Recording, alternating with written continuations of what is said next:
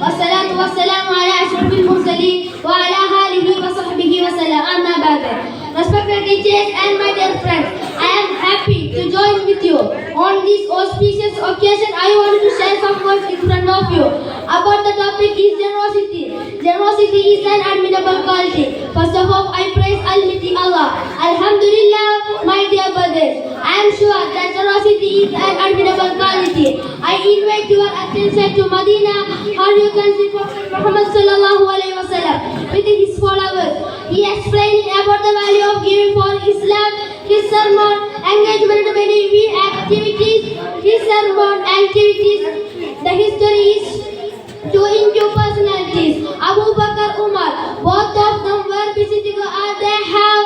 The history is similar to ours, but the core in their personalities was the readiness to sacrifice way of the Allah. Prophet says, "Alaykum basi al sunnatul khulafa ar-rashidin al-mahdiyyin." Let me ask you a question. Why they are followable?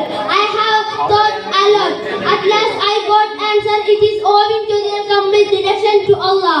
Abu Bakr, Umar, Usman, Ali. All of them were born with the silver spoon in their mouth. But they left all enjoyments due conversation in the path of in my Islam. There is no room for doubt. Generosity is an admirable quality. Allah says, Bismillahirrahmanirrahim. Man zalladhi yaqridu qardan hasana.